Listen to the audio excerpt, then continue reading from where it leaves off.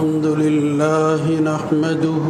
ونستعينه ونستغفره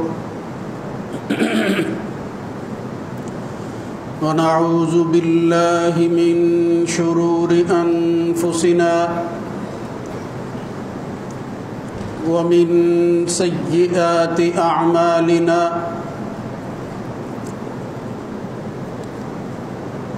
من يهده الله فلا مضل له ومن يضلل فلا هادي له وأشهد أن لا إله إلا الله وحده لا شريك له وأشهد أن محمدًا عبده ورسوله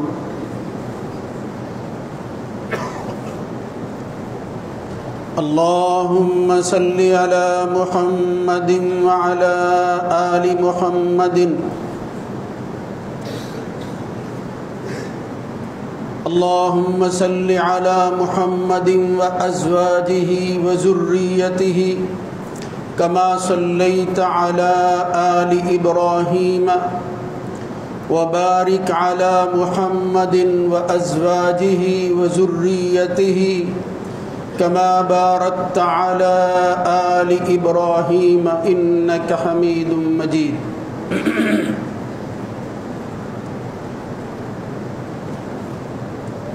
أما بعد فإن خير الحديث كتاب الله وخير الهدى هدى محمد صلى الله عليه وآله وسلم وشر الأمور محدثاتها وكل محدثة بدعة وكل بدعة ضلالة وكل ضلالة في النار رب أعوذ بك من همزات الشياطين من همزه ونفخه ونفسه يا أيها الذين آمنوا اتقوا الله حق تقاته ولا تموتن إلا وأنتم مسلمون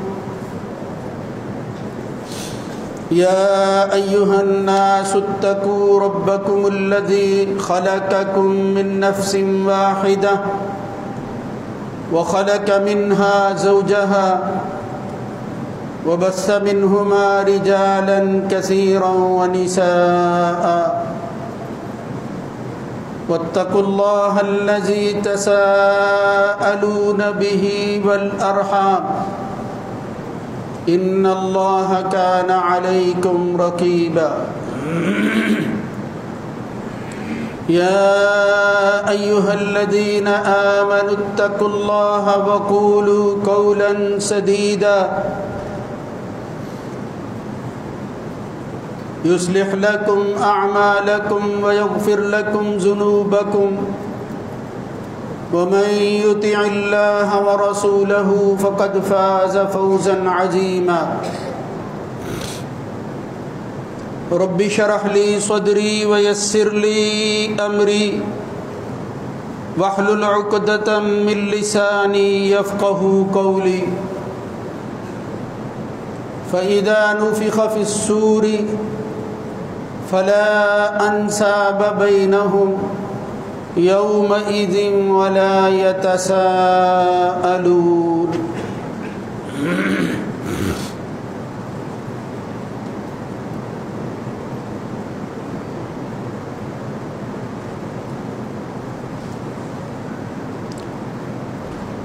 جب سور پھونکا جائے گا تو ان کے درمیان اس دن کوئی نسب قائم نہیں رہ سکے گا اور نہ وہ ایک دوسرے سے کچھ پوچھ گچھ کر سکیں گے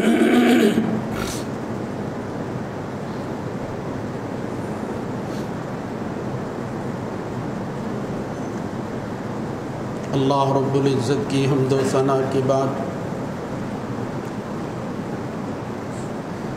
درود و سلام سید الرسل سید ولد آدم خاتم النبیین جناب محمد الرسول اللہ صلی اللہ علیہ وآلہ وسلم کی ذات گرامی پر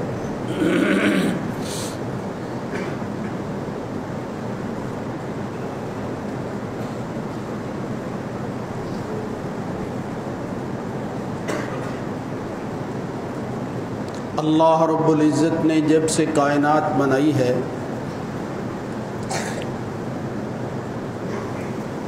اس وقت سے لے کر اب تک اور قیامت کے واقعہ ہونے تک یہ دنوں مہینوں اور سالوں کا سلسلہ، یہ دن اور رات کے اختلاف کے بعد آنے والی تبدیلی، یہ بالکل اسی طرح جاری اور ساری رہے گی۔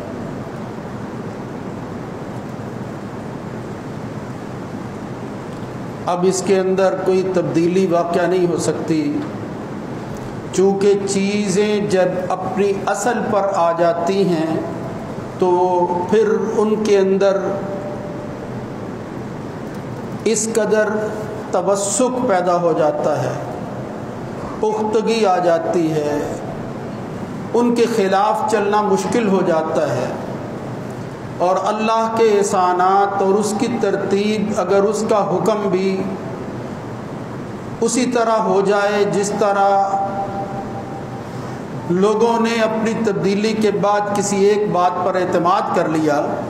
تو پھر اللہ تعالیٰ بھی خوش ہوتا ہے اور اس چیز کو جاری اور ساری رکھنے کی بھی لوگوں کو توفیق دے دیتا ہے۔ نبی کریم صلی اللہ علیہ وسلم نے فرمایا تھا ان الزمان قد استدار کہیاتی، یعنی لوگوں نے اپنی طرف سے ان مہینوں میں جو تبدیلی کی تھی، میرے آنے کے بعد اب وہ وقت آ گیا ہے کہ چیزیں اپنی اصل پر لوٹ کر دوبارہ بحال ہو گئی۔ ان الزمان قد استدار کہیاتی یوم خلق السماوات والارض، جس دن سے اللہ نے آسمان زمین پیدا کیا ہے اس دن سے لے کر اب تک جو تبدیلی ہونی تھی وہ ہو گئی، لوگوں نے جو کچھ کرنا تھا وہ کر لیا، اب چیزیں جو ہیں وہ دوبارہ بحال ہو گئی ہیں جس طرح اللہ رب العزت نے ان کو ابتدا میں پیدا کیا۔ منہا اربعۃ حرم، لہذا اب مہینوں کی ترتیب کے اعتبار سے 4 مہینے جو حرمت والے ہیں وہ اپنی اصل حرمت کی جگہ پر موجود ہیں۔ یہ نہیں ہے کہ لوگوں نے ان کو اپنی طرف سے جو ہے وہ حرمت والا بنا لیا، کچھ کے اندر تبدیلی کر لی، جو حرمت والے تھے ان کو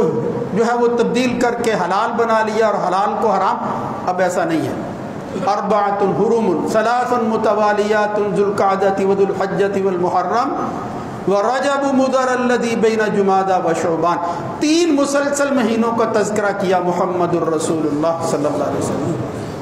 پھر ایک رجب جو ہے وہ بعد میں جو ہے وہ آتا ہے۔ تو ان 3 مہینوں کے حوالہ سے مسلمانوں نے بعد میں اپنی تقویم جو جاری کی، اپنے سن اور اپنے دنوں اور مہینوں کو گننے کے لیے جو کیلنڈر بنایا، جو سال کے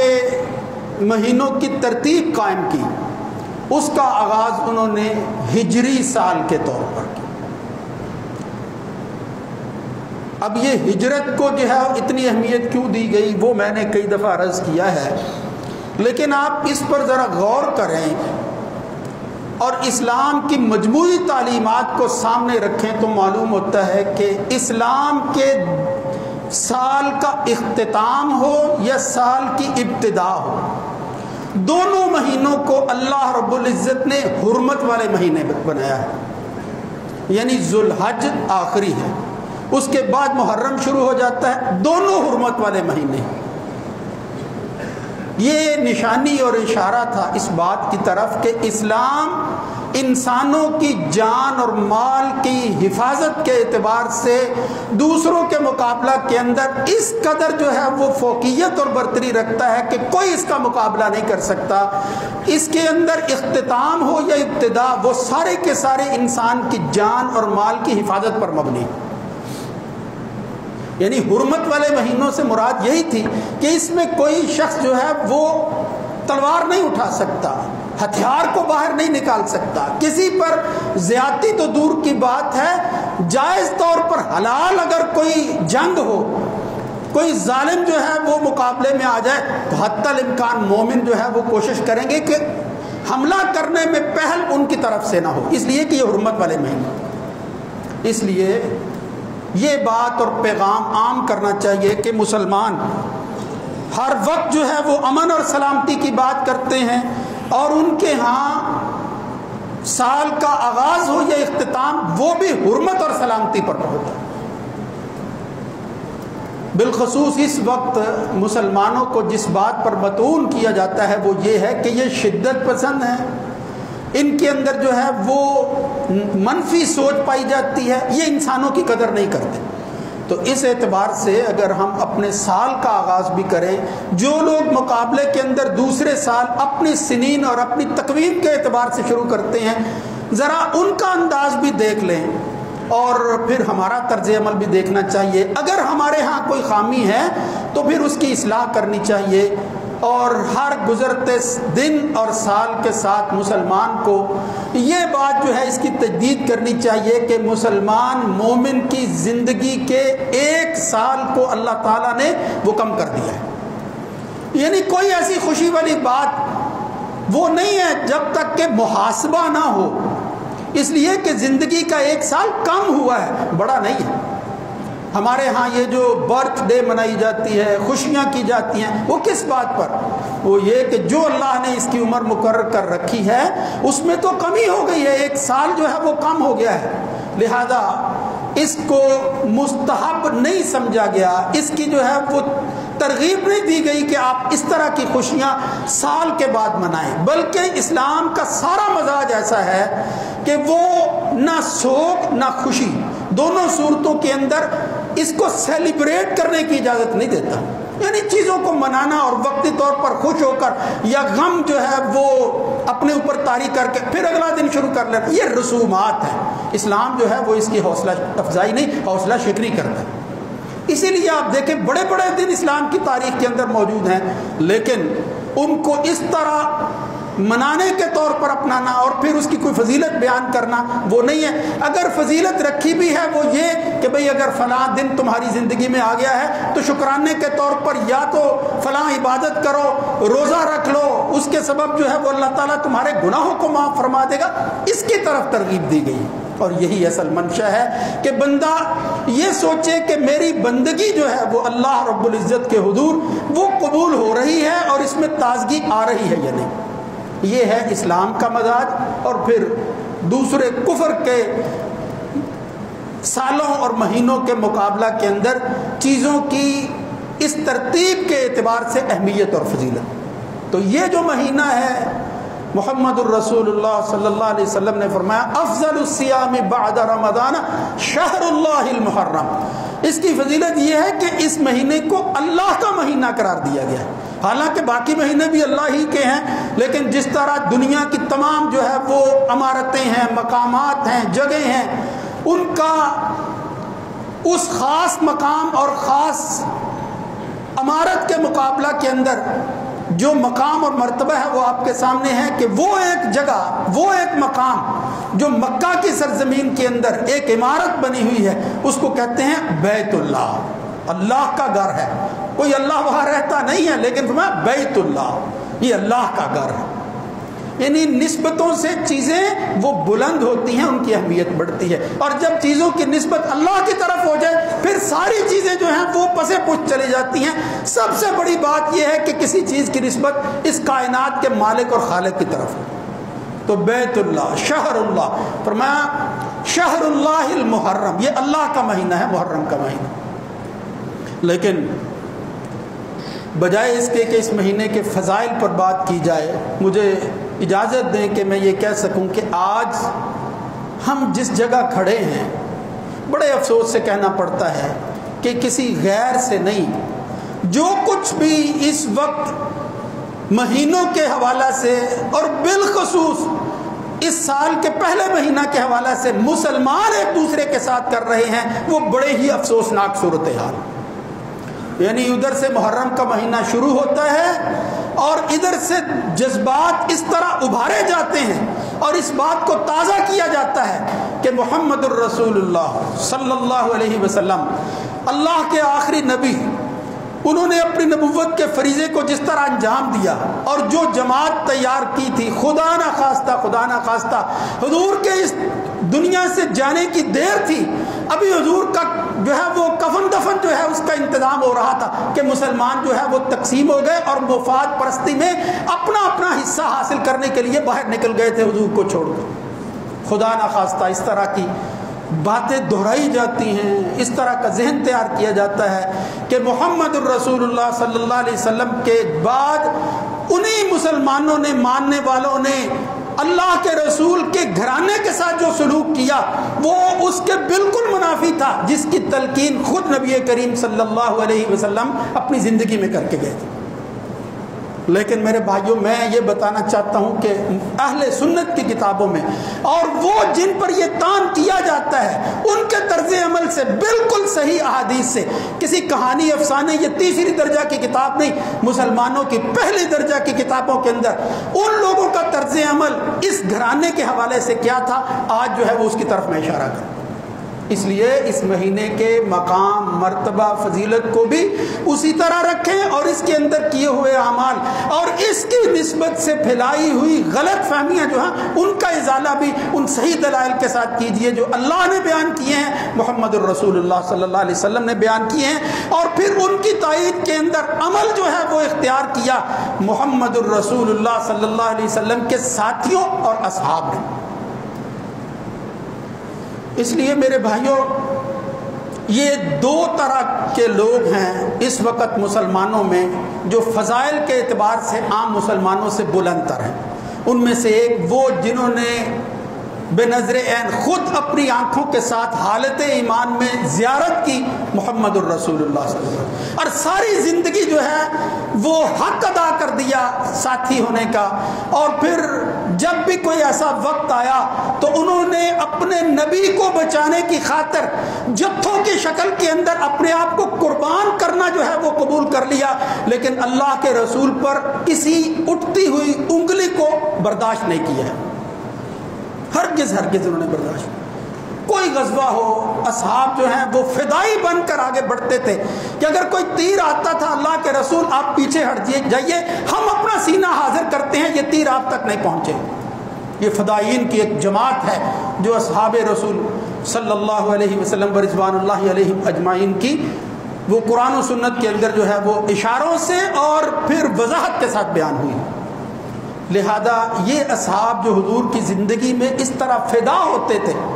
جب بھی نام لیتے محمد الرسول اللہ صلی اللہ علیہ وسلم کا فدا ہو ابھی وہ امی، میں اس شخص کی بات کرنے لگا ہوں جس پر میں نہیں میرا ماں باپ بھی قربان ہو. یہ الفاظ بیان کر کے پھر آگے کوئی قول کوئی فعل جو ہے وہ اللہ کے رسول کا بیان کرتے تھے. تو اب وہ اصحاب جو ہے ان کا تعلق اور ان کا طرز عمل اس گھرانے کے ساتھ کیا تھا جس کو اہل بیت کہتے ہیں، یعنی وہ مسلمانوں کی جماعت جو صحابی ہونے کے ساتھ محمد الرسول اللہ صلی اللہ علیہ وسلم کے گھر کے افراد ہیں، گھرانہ ہے. یہ بھی تفصیل جو ہے یہ میں نے عرض کی تھی، میں اس کو ذرا اشاروں میں بیان کر دیتا ہوں کہ اہل بیت کے حوالہ سے جو غلط فہمیاں پائی جاتی ہیں وہ اس کے اندر سب سے پہلے اللہ کے رسول کی ازواج اور مومنوں کی ماؤں کو گھرانے سے نکال دیا جاتا ہے اور یہ کہا جاتا ہے کہ یہ اہل بیت میں شامل نہیں ہے. حالانکہ قرآن جس اہل کی جو ہے وہ تصدیق کرتا ہے، جس اہل کو اللہ کی کتاب بیان کرتی ہے وہ سارے کا سارے، خواہ وہ محمد الرسول اللہ صلی اللہ علیہ وسلم کا اہل ہو یا کسی دوسرے نبی کا اہل. جس طرح حضرت ابراہیم کے پاس جو ہے وہ فرشتے آئے ہیں اور انہوں نے بیٹے کی خوشخبری دی تھی، تو اس وقت اللہ نے جو لفظ استعمال کیا تھا، قالوا اتعجبین من امر اللہ رحمت اللہ وبرکاتہ علیکم اہل البیت. ابراہیم علیہ السلام کی بیوی سے کہا کہ یہ اللہ کی رحمت اور اس کی برکات ہیں اے گھر والوں، یعنی اے ابراہیم کی بیوی، ان سے کہا اے اہل بیت. اسی طرح سورہ احزاب کے اندر یعنی قرآنی آیات جو ہیں وہ پہلے انبیاء کے حوالہ سے ہوں یا نبی کریم صلی اللہ علیہ وسلم کے حوالہ سے ہو، حضور کی ازواج کو جن کی نسبت حضور کے ساتھ جو ہے وہ اہلیت کی ہو جاتی ہے، یعنی اہلیت کا تو مطلب ہی ہوتا ہے تأہل فلان، فلاں بندے نے اپنا اہل بنا لیا. کیا مطلب؟ یعنی کسی خاتون سے شادی کر لی، اب وہ اس کے گھر کے فرد بن گئی. مطلب اس سے آغاز ہے. اگر اس کو نکالا جائے تو آگے جو اولاد ہے جس کو اہل شمار کیا جاتا ہے وہ ہو نہیں سکتی اگر بیویاں جو ہیں وہ شامل نہ ہوں. تو بہرحال ازواج مطہرات اس اعتبار سے کہ وہ بیت السکنہ ہے، رہائش کے اعتبار سے حضور کا گھرانہ، نبی کریم صلی اللہ علیہ وسلم جہاں رہتے تھے وہاں اگر کوئی اہل بیت ہیں تو وہ صرف ازواج مطہرات. اور پھر اس کے علاوہ بیت النسب بھی ہوتا ہے کہ نسب کے اعتبار سے وہ لوگ جو پہلے گزر چکے ہیں، جن کا رشتہ جو ہے وہ نبی کریم صلی اللہ علیہ وسلم کے ساتھ ہے، وہ بھی بیت النسب کہلاتے ہیں. اسی طرح ایک بیت الولادت ہوتا ہے، یعنی ان ازواج کے ذریعے جو اولاد اس نبی کو حاصل ہوتی ہے وہ بھی اہل بیت میں شامل ہوتے جاتے ہیں. تو ایک ہے لغت اور زبان کے اعتبار سے اس کا معنی، دوسرا ہے شریعت کے اندر اس کا معنی. تو اس کی تخصیص 2 اور 2 4 کی صورت میں کرنے کی بجائے یہ عام بات تھی. اصل میں اس کی اہمیت اس وقت بڑھ گئی جب لوگوں نے اس کی مخالفت شروع کر دی. فلاں جو ہے وہ اہل میں شامل ہے، فلاں اہل میں شامل نہیں ہے، اپنی طرف سے کہنا شروع کر دیا. حالانکہ جہاں یہ بیت السکنہ میں ازواج شامل تھی، ہم اعتراف کرتے ہیں اور آپ یہ سن کر حیران ہو گئے، صحیح بخاری اور مسلم کی روایتیں ہیں اور ان روایتوں کو بیان کرنے والا کوئی اور نہیں ہے. حضور کی ازواج میں سے وہ زوجہ مطہرہ جو فقیہ امت تھی اور جس کی نسبت سے یہ کہا جاتا ہے کہ خدا نہ خواستہ وہ اہل بیت کی مخالف تھی، وہی بیان کرتی ہیں. یعنی ابو بکر صدیق رضی اللہ تعالی عنہ کی بیٹی عائشہ صدیقہ بنت صدیق وہ خود کہتی ہیں، جناب عائشہ کہتی ہیں رضی اللہ تعالی عنہ کہ نبی کریم صلی اللہ علیہ وسلم تشریف لائے، میں نے دیکھا وعلیہ مرط مرحل من شعر اسود. اللہ کے رسول صلی اللہ علیہ وسلم نے ایک چادر لی ہوئی تھی کہ اتنی دیر کے اندر جو ہے حضور کی اولاد میں سے کچھ لوگ آ گئے. اور پہلے آتا ہے فادخل معه الحسن کہ پہلے حضرت حسن کو اس چادر کے نیچے لے لیا، فدخل معه الحسین پھر حسین کو لے لیا، پھر اس کے بعد جو ہے وہ علی آ گئے، پھر فاطمہ آ گئے. یعنی نبی کریم صلی اللہ علیہ وسلم نے اپنی چادر کے نیچے جن افراد خانہ کو شامل کر کے پھر اللہ سے دعا کی کہ یا اللہ جس طرح میرے گھر کی افراد، یہ میری بیویاں جو ہیں یہ میرا اہل ہیں، اسی طرح یہ جو میری اولاد ہے آگے جو سلسلہ چل رہا ہے، اے اللہ میں دعا کرتا ہوں اللہم ہؤلاء اہل بیتی، یا اللہ ان لوگوں کو بھی میرے اہل بیت میں شامل فرما لے، یا اللہ ان کو حصہ بنا دے، یا اللہ میرا کنبہ جو آگے بڑھے گا وہ انہی کے ذریعے بڑھے گا. لہذا یہ لوگ ان کی تخصیص کر کے کہا، یعنی وہاں تو نبی کریم صلی اللہ علیہ وسلم کے ازواج کا ذکر ہو ہی رہا تھا کہ ان کو ایک ایک کر کے بلا کے کہا، لوگوں کے سامنے واضح کیا کہ یہ ہے میرا کنبہ جو میرے بعد بھی جاری رہے گا. اور اس کو بیان کرنے والا کون ہے؟ عائشہ صدیقہ رضی اللہ تعالیٰ. اس لیے میں نے یہی عرض کرنا تھا کہ اگر کوئی بغض ہوتا، اگر دل کے اندر کوئی نفاق ہوتا تو عائشہ صدیقہ رضی اللہ تعالیٰ عنہ کم از کم اس بات کو بیان نہ کرتی. اس سے تو تخصیص ہو گئی کہ نبی کریم صلی اللہ علیہ وسلم نے یہ اعزاز جن لوگوں کو دیا ان میں یہ حسن، حسین، فاطمہ اور علی رضی اللہ تعالیٰ عنہ شامل تھے، اور ہم اس کا انکار نہیں کرتے. حضرت زید بن ارقم کی ایک لمبی حدیث صحیح مسلم کے اندر آتی ہے، جب وہ بڑھاپے میں پہنچ گئے اور کچھ لوگ جو ہے وہ ان کی زیارت کو گئے، انہوں نے کہا کہ ہم چاہتے ہیں کہ آپ اللہ کے رسول کی کوئی بات بیان کریں. تو اس وقت انہوں نے کہا مجھے چیزیں یاد تو نہیں رہی لیکن ایک بات جو ہے وہ یاد ہے، محمد الرسول اللہ صلی اللہ علیہ وسلم جب حج سے واپس آئے ہیں، خم نامی ایک تالاب تھا جہاں پانی پلانے کے لیے جانوروں کو کچھ دیر جو ہے وہ حضور ٹھہرے ہیں، وہاں پھر نبی کریم صلی اللہ علیہ وسلم نے خطبہ دیا. اور پھر اس خطبے کے اندر کیا کہا؟ اس خم نامی جگہ کے اندر جو بین مکہ والمدینہ، اس کے درمیان ہے، مکہ اور مدینہ کے درمیان، نبی کریم صلی اللہ علیہ وسلم نے فرمایا کہ یوشک ان یاتینی رسول ربی، بہت قریب ہے کہ کوئی اللہ کا پیغام دینے والا میرے پاس پیغام لے کر آ جائے، فاجیب، اور میں اس کے پیغام کو قبول کر لوں. یعنی حضور نے اشارہ کیا کہ میں یہ دنیا چھوڑ جاؤں، بہت جلد جو ہے شاید ایسا ہو جائے. لہذا میں تمہیں وصیت کے طور پر کہتا ہوں انی تارک فیکم الثقلین، دو بڑی بھاری چیزیں ہیں جو تم میں چھوڑ کے جا رہا ہوں۔ ان کی اہمیت کی خاطر کہا اولہما کتاب اللہ، ان میں سے ایک جو ہے وہ اللہ کی کتاب ہے۔ اللہ کی کتاب کے بارے میں فرمایا حث علیہ ورغب فیہ، اللہ کی کتاب کا نام لے کر کہا خذوا بہ واستمسکوا، اس کو پکڑ لو، اس کے ساتھ اپنا دامن جو ہے وہ قائم رکھنا، اس سے الگ نہ ہونا۔ اللہ کی کتاب کو پسے پشت نہ ڈال دینا، فیہ الہدی والنور، اس لیے کہ اگر تم ہدایت حاصل کرنا چاہتے ہو اور تاریکی کو چھوڑ کر نور میں داخل ہونا چاہتے ہو تو اس کتاب میں تمہیں ملے گی۔ فخذوا بہ واستمسکوا، لہذا اس کو پکڑ لو۔ اور پھر فرمایا کہ یہ تو وہ رسی ہے جو بندے اور اللہ کے درمیان قائم ہوئی ہے، اور وہ رسی اس کتاب کو کہا گیا، اس لیے فرمایا اس کو اچھی طرح پکڑنا، یہ میں تمہیں نصیحت کر رہا ہوں۔ اور دوسری بات کی وَأَهْلُ بَيْتِي، صحیح مسلم میں یہ لفظ آتے ہیں، نبی کریم صلی اللہ علیہ وسلم نے کہا میں اپنا اہل چھوڑ کر جا رہا ہوں۔ اور پھر خاص طور پر یہ ان کی اہمیت کیوں بڑھائی؟ اس لیے کہ بعد میں آنے والے خدا نہ خواستہ کہیں کچھ لوگ کفر کی زندگی میں نہ چلے جائیں اور ان کی سوچ آ جائے کہ ہمارے بڑوں کو مارنے والا یہ محمد اور اس کا خاندان تھا صلی اللہ علیہ وسلم ورضوان اللہ علیہ مجمعین، تو بدلہ لینے کے لیے وہ کوئی طریقہ اختیار کر لیں اور وہ بھول ہی جائیں اس بات کو۔ اس لیے فرمایا میں خاص طور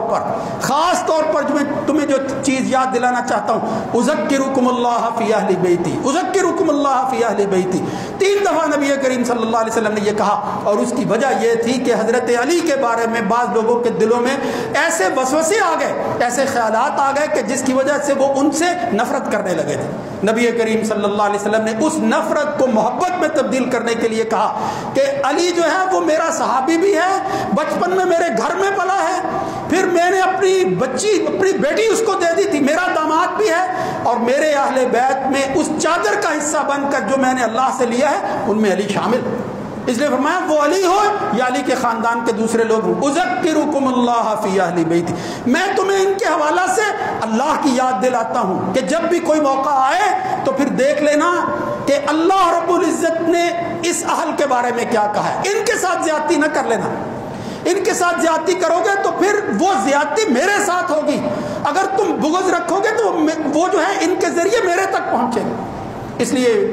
نبی کریم صلی اللہ علیہ وسلم کے بعد صحیح بخاری میں آتا ہے جناب ابو بکر صدیق رضی اللہ تعالیٰ عنہ، کوئی اور نہیں ہے۔ یہ دیکھو کس طرح کے تیر جو ہے وہ چلائے جاتے ہیں اس شخصیت پر، مگر صحیح بخاری میں آتا ہے کہ حضرت ابو بکر صدیق لوگوں کو نصیحت کرتے اور کیا کہتے، ارکبوا محمدن، اگر آج حضور کے بعد محمد کا صلی اللہ علیہ وسلم کا تم نے خیال کرنا ہے تو خیال کرو کس کے ذریعے، فی اہل بیتی، اس کے اہل بیت کے ذریعے محمد صلی اللہ علیہ وسلم کا خیال کرو، ان کی یاد جو ہے وہ تازہ رکھو۔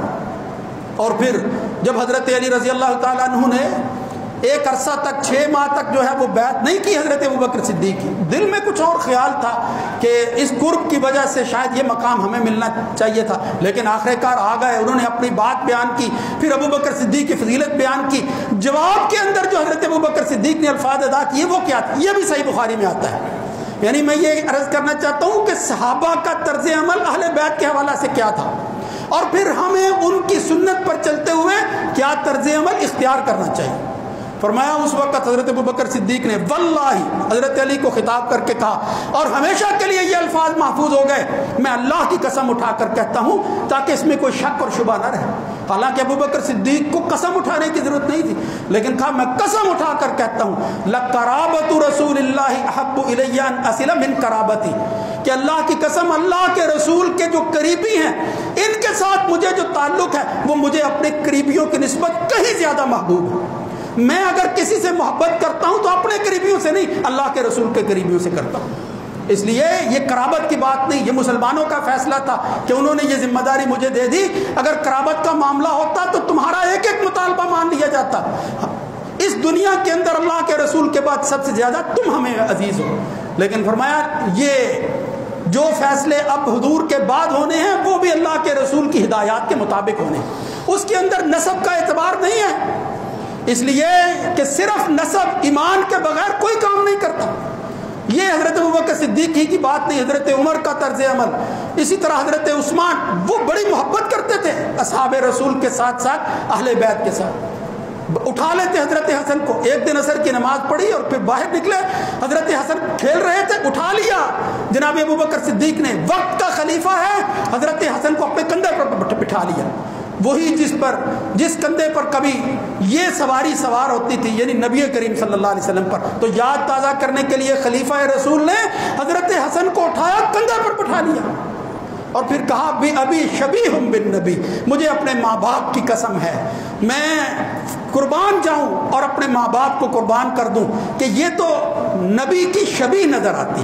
یعنی جس طرح نبی کی تصویر تھی بالکل اسی طرح شکل کے اعتبار سے حسن وہ نبی ہی نظر آتے, شکل کے اعتبار سے بھی ابھی شبیہ. اور پھر ساتھ ہی کہا کہ یہ شبیہ نبی ہے, شبیہ علی نہیں, وعلی یضحک. لیکن علی بھی ساتھ چل رہے تھے, یہ بات سن کر مسکرانے لگے کہ ابوبکر صدیق واقعی جو بات کہہ رہے ہیں حسن حضور کی شکل میں ہے, میری شکل میں نہیں. یعنی اس طرح کی محبت, اس طرح کا تعلق, یہ سارے جذبات وہ ابتدائی خلفائے راشدین اور بڑی شخصیت جناب ابوبکر صدیق کی ہیں جو میں عرض کر رہا ہوں. اس لیے یہ جو اللہ کی یاد کو تازہ کرنے کے لیے نبی کریم صلی اللہ علیہ وسلم نے حکم دیا تھا, اس کی سب سے زیادہ تعمیل اور اس پر سب سے زیادہ جو ہے وہ عمل اگر کسی نے کیا ہے تو وہ مسلمانوں کے ابتدائی خلفاء بالخصوص اور بعد کے اصحاب نے کیا. آ جاتے ہیں اگر حضرت عباس جیسا کوئی شخص یا کوئی اللہ کے رسول کے گھرانے کا کوئی بندہ آتا تو کہتے ہیں عمر اور عثمان اور یہ لوگ جو ہیں یہ اپنی سواری سے اتر جاتے, اور جب تک وہ شخص گزر نہ جاتا اس وقت تک دوبارہ سواری پر سوار نہیں ہوتے. یعنی ادب و احترام کا یہ مقام آپ اندازہ کر لیجئے وہ کتنی بڑی شخصیتیں تھیں. لیکن انہوں نے کہا نہیں, اللہ کے رسول کے چچا آ گئے ہیں. حضرت عمر نے ایک دن کہا کہ جب وہ اپنی خلافت کے زمانہ میں تھے, اللہ سے کہا یا اللہ اس وقت ہمارا نبی موجود نہیں, ہمارے نبی کا چچا عباس موجود ہے, لہذا ہم ان کے ذریعے دعا کرتے ہیں تو ہمیں جو ہے وہ بارش عطا کر. تو یہ تعلق, یہ محبت, یہ کیا بتاتا ہے کہ اصحاب کے دل کے اندر نفاق نام کی کوئی چیز نہیں تھی, انہوں نے محبت کی. لیکن جس غلط فہمی کی وجہ سے آج یہ سارا جو ہے وہ سغرا کبرا جو ہے یہ سارا ماحول تیار کیا جاتا ہے اور پھر نتیجہ یہ نکالا جاتا ہے کہ ان کے دلوں میں بغض تھا, وہ کیا ہے, ہم نے یہ سمجھ لیا کہ نسبی اعتبار سے کسی کی یاد کو تازہ کر لینا بس وہ کافی ہے, خواہ ایمان ہو یا نہ ہو. یعنی اس عمل کے نتیجہ میں خواہ آدمی کافر ہو جائے اس کی پرواہ نہیں ہے, صرف یہ کہتا رہے بندہ کہ میں اللہ کے رسول کے گھرانے سے محبت کرتا ہوں. نبی کریم صلی اللہ علیہ وسلم نے حالانکہ واضح کیا تھا من بطأ به عمله لم يسرع به نسبه, کسی غلط فہمی میں نہ رہنا. اگر کسی کا عمل جو ہے وہ اس کو جو ہے وہ دور لے گیا اور پھر وہ اللہ کا قرب حاصل نہ کر سکا, لم یسرع به نسبه, یاد رکھو یہ نسبت, یہ نسب, یہ تعلق, یہ رشتہ وہ پھر اس بود کو قریب نہیں کر سکتے. کیا مطلب ہے, یعنی کسی کا نسب جو ہے اس کی وجہ سے کوئی بندہ اللہ کے قریب ہو جائے کہ یہ فلاں کا جو ہے وہ بیٹا ہے, فلاں کا جو ہے وہ باپ اور چچا ہے, نہیں. فرمایا من بطأ به عمله لم يسرع به نسبه. کسی نے بہت اچھی بات کی, انہوں نے کہا لعمرک مل انسان الا بدینہ, میں تیری عمر کی قسم اٹھا کر کہتا ہوں کہ بندہ صرف اور صرف اپنے دین سے پہچانا جاتا ہے. اس لیے فلا تترک التقوی اتقالا علی النسب, کسی نسب پر بھروسہ کرتے ہوئے کہیں تقوی کو نہ چھوڑ دینا. اس لیے لقد رفع الاسلام سلمان فارسی, کبھی دیکھو فارس سے, عربی بھی نہیں ہے, فارس سے ایک شخص آیا ہے, کس طرح جو ہے وہ سفر کرتا ہوا حضور کی غلامی میں حضور کے پاس پہنچا ہے, اس کا نام ہے سلمان فارسی. اور اس کو یہ مقام حاصل ہو گیا کہ اسلام کی وجہ سے وہ پہچان اس کی ہو گئی کہ اس نے اپنے نسب کے ساتھ جو ہے وہ یہ چیزیں شامل کر لی کہ میں کون ہوں, میں سلمان ابن اسلام ہوں. یعنی میرا نسب یہ ہے کہ میں سلمان ہوں, پھر آگے میرے نسب کے اندر صرف اسلام ہی اسلام آتا ہے, میں اور کسی نسب پر جو ہے وہ بھروسہ نہیں کر رہا. اس لیے فرمایا اسلام نے تو سلمان کو بلند تر کر دیا, وقد وضع الشرک النصیب ابا لہب, لیکن ایک طرف حضور کا چچا ہے نسب کے اعتبار سے, مگر اللہ تعالیٰ نے اس کی مذمت کے اندر قرآن کی پوری آیت سورہ لہب اتار دی اور کہا تبت یدا ابی لہب وتب. یہ نسب کام نہیں یہاں دے گا, بلکہ فرمایا تبت یدا ابی لہب وتب, اس کے دونوں ہاتھ کٹ جائیں. اس نے اللہ کے رسول کی بحیثیت رسول مخالفت کی. اس لیے میرے بھائیوں یہ بڑی افسوسناک صورتحال ہے کہ اس طرح کا ماحول پیدا کرنا. اب اس کو ختم کرنے کے لیے یہ باتیں جو میں عرض کر رہا ہوں کہ صحابہ کے اقوال، حضور ان کا طرز عمل، ان کی محبت کے جذبات جو ہیں، جو کچھ قرآن و سنت میں یا بالخصوص وہ تاریخ اور حدیث کے اندر ملتے ہیں، صرف تاریخ کا حصہ بھی نہیں ہے، ان کو بیان کیا جائے اور بتایا جائے کہ وہ کس طرح تعلق رکھتے تھے. اور آج بھی ہم اگر کسی نہج پر، کسی اسلوب پر یا کسی طرز عمل کو اختیار کرتے ہوئے آگے بڑھنے کی کوشش کریں گے تو وہ طرز عمل ابو بکر صدیق کا ہوگا، عمر بن خطاب رضی اللہ تعالیٰ عنہ، یعنی ہم ان کے پیچھے چلیں گے. جس طرح وہ محبت کرتے تھے ہمیں بھی محبت ہے اور ہم اس محبت پر